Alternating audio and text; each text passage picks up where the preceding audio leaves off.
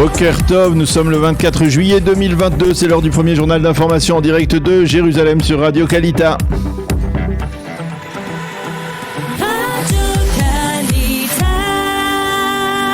Le journal en direct de nos studios de Jérusalem. Et nous sommes ce matin donc avec notre correspondant Daniel Haïk pour ce journal israélien. Daniel, bonjour et Boker Tov. Bonjour et Boker Tov. Nous commençons cette première édition par des unités d'élite de Tsahal et du Yamam qui ont opéré durant toute la nuit dans la vieille ville de Naplouse. Effectivement, Eva, selon les informations fournies par l'armée, ces unités étaient à la recherche de 2 commandants des brigades des martyrs d'Al-Aqsa qui se seraient retranchés dans la Casbah de Naplouse. Il y aurait eu sur place des échanges de feux nourris et 2 tués du côté palestinien. Les forces de sécurité israéliennes ont découvert sur place un important arsenal.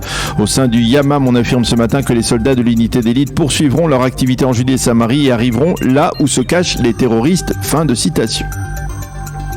Et puis Daniel, toujours sur le plan sécuritaire, un Palestinien a été arrêté hier alors qu'il projetait un attentat terroriste dans la vieille ville de Jérusalem. Oui, l'homme âgé de 33 ans a été arrêté alors qu'il suivait des fidèles juifs qui se promenaient non loin du mur occidental. Les gardes frontières qui l'ont fouillé ont découvert dans ses poches un couteau. Au sein de la police, on le soupçonne d'avoir d'agresser des fidèles juifs. Donc à l'aide de ce couteau, au sein de la police israélienne, on affirme que plusieurs attentats de ce type ont été déjoués au cours des derniers jours dans la vieille ville de Jérusalem. Et puis le voile commence à se lever sur les tentatives iraniennes de commettre des attentats contre des touristes israéliens le mois dernier à Istanbul. Oui, selon le quotidien turc Sabah, proche du président Erdogan, des agents iraniens auraient reçu l'ordre de cibler précisément 3 touristes israéliens qui se trouvaient dans un hôtel près de la place Taskin, au cœur d'Istanbul. Les agents iraniens qui seraient en fait des tueurs à gages auraient été arrêtés par les forces turques peu avant de commettre leurs méfaits le 17 juin dernier. Les autorités turques disposeraient d'une vidéo montrant les agents iraniens en repérage devant l'hôtel des touristes israéliens. Selon les informations publiées, le Mossad israélien était impliqué dans le démantèlement de ce commando terroriste et les informations fournies par le Mossad auraient ensuite permis de démanteler l'ensemble de cette cellule qui comptait une dizaine de membres.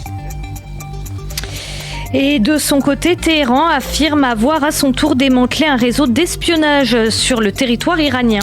Oui, effectivement, selon les autorités iraniennes, ce réseau aurait planifié des actes de sabotage et des opérations dans des sites déjà dits sensibles. Ce réseau était apparemment en contact permanent avec le Mossad israélien. Les membres de ce réseau auraient pénétré en Iran via le Kurdistan irakien et ils agiraient en étroite collaboration avec les Moudjahidines du peuple, une organisation d'opposition au régime des mollahs iraniens. Côté israélien, on s'est bien entendu refusé à tout commentaire à propos de cette information.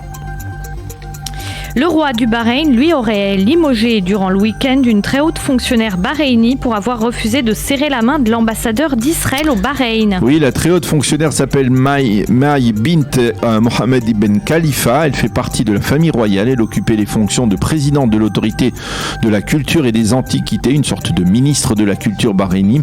Et surtout, elle était farouchement opposée à la signature par son pays des accords d'Abraham en septembre 2020. Elle avait donc refusé de serrer la main de l'ambassadeur israélien Eitan Naveh lors d'une rencontre au domicile de l'ambassadeur des États-Unis au Bahreïn. Dans un premier temps, on a appris hier soir qu'elle avait été limogée, mais plus tard dans la soirée, les autorités bahreïniennes ont démenti cette nouvelle, affirmant que le limogeage de cette ministre s'inscrivait dans le cadre, je cite, d'un remaniement ministériel et rien d'autre.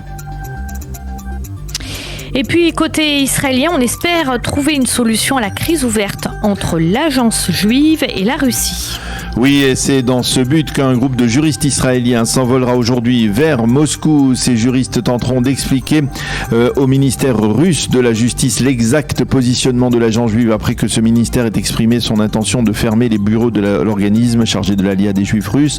Côté israélien, on estime toutefois que les chances de réussite de cette délégation sont minces dans la mesure où la décision de fermer les bureaux de l'agence juive est politique et qu'elle sera prise en très haut rang, en très haut lieu.